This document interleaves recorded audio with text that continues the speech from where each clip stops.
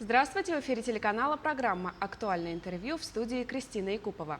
В Якутии наступили жаркие летние дни и открылись детские лагеря отдыха. Как после пандемии организован в этом году процесс, где и как отдыхают школьники Якутска, мы поговорим с гостем студии Егором Охлопковым, заместителем начальника управления образования окружной администрации Якутска. Егор Афанасьевич, здравствуйте! Здравствуйте.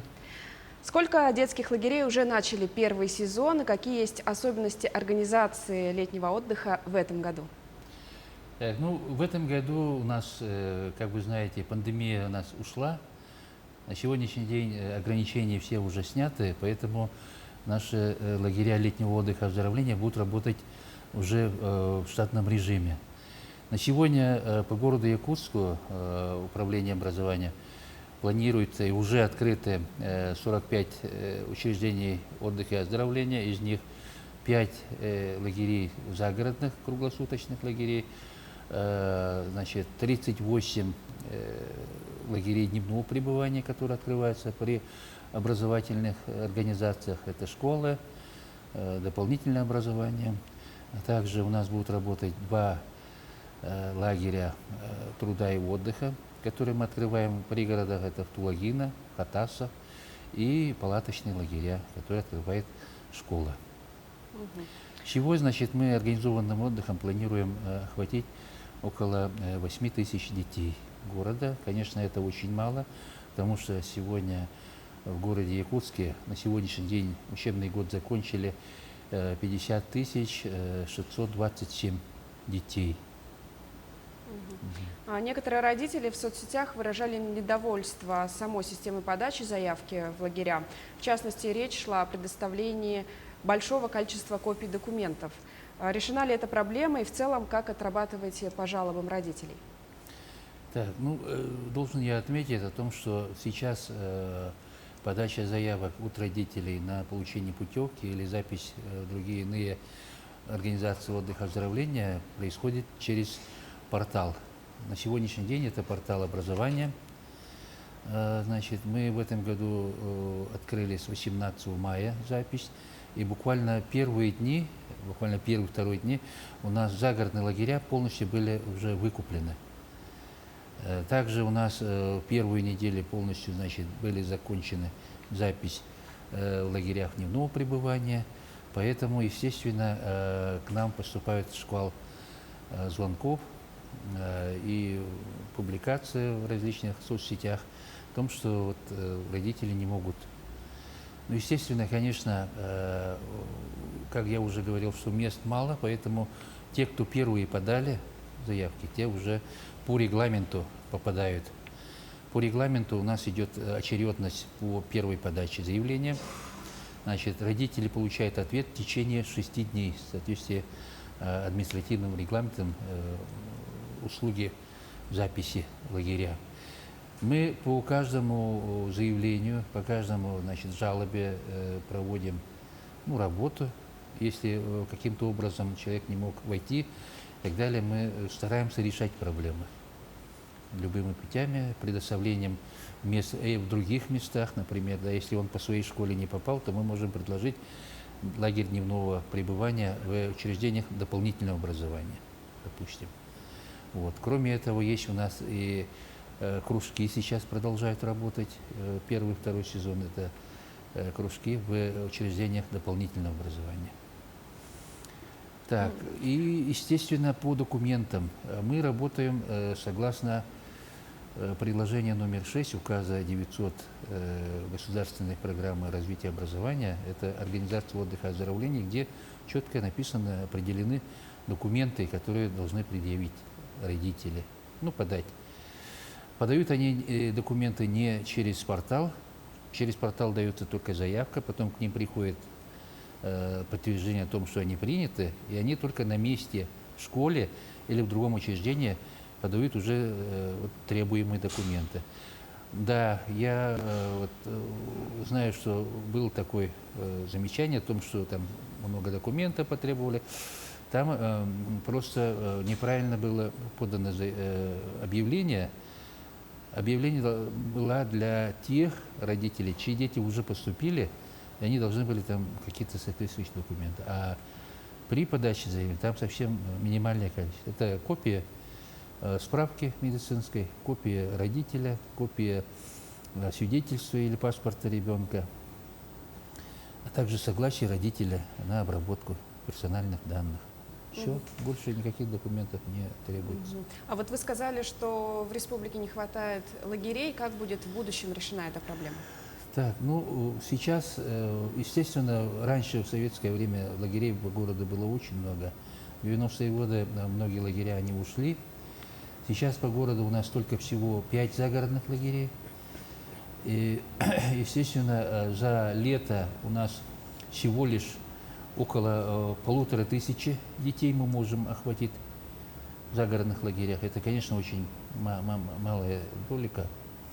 Вот, поэтому здесь к нам на помощь приходят и республиканские лагеря, которые находятся в городе, а также частные лагеря, которые открываются. Я хочу сегодня обратиться к частникам, которые и индивидуальным предпринимателям, которые открывают лагеря, чтобы они легализовали свою деятельность, потому что республиканским бюджетом выделяются субсидии на организацию отдыха, оздоровления, где родители могли бы получить и обратно какую-то часть денег, потраченных на путевку, либо же те организации частные, которые принимают, то есть открывают лагеря, могли принять в программе кэшбэк, лагерный кэшбэк детский.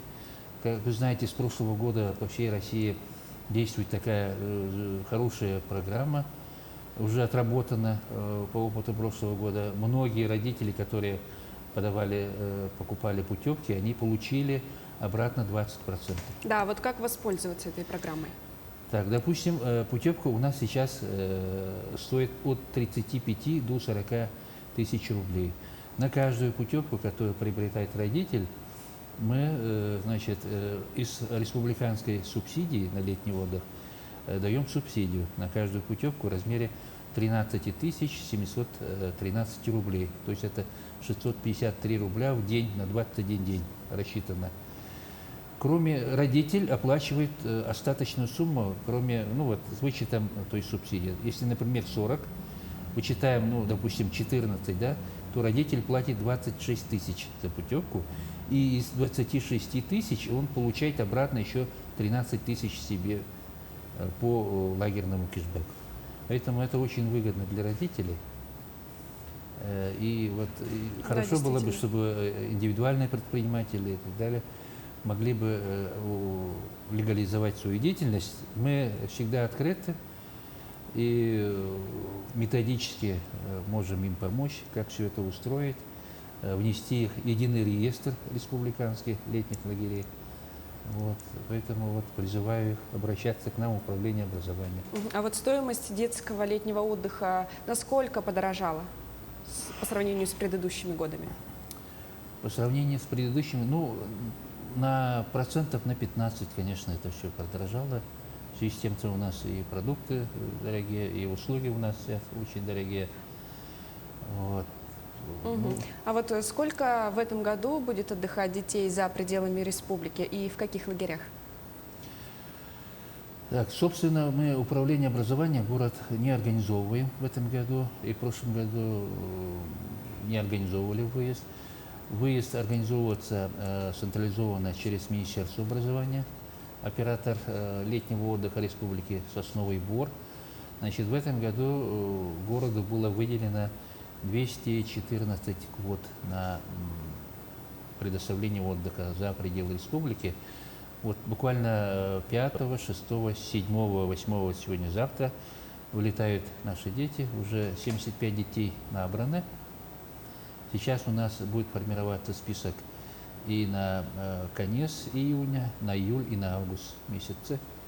Это на сегодняшний день, значит, дети уезжают в Краснодарский край, город Анапа, в лагерь «Морской братство». Кроме этого, есть у нас и будет организован отдых в Приморском крае, в лагере «Жемчужина». В прошлом году дети ездили, очень были довольны, и дети, и родители. Вот, поэтому можете обращаться в управление образования. Вот по стране и по республике почти все ограничения сняты по коронавирусной инфекции. Как обстоят дела в детских лагерях? Так, ну, по рекомендации Роспотребнадзора по Республике Саха-Якутия на сегодняшний день последняя уже рекомендация, то, что сняты все ограничения, то есть это и масочный режим, и прохождение ПЦР-тестов для детей, ну, для работников сохраняется. Также это сняты ограничения по количеству в отрядах. Если, например, в прошлом году мы работали не полную силу, а наполняли только 70% от общей наполняемости, то в этом году уже 100% заполняемость всех лагерей загородных и дневных. А вот если говорить о содержательной части детского отдыха, что нового появилось или планируется?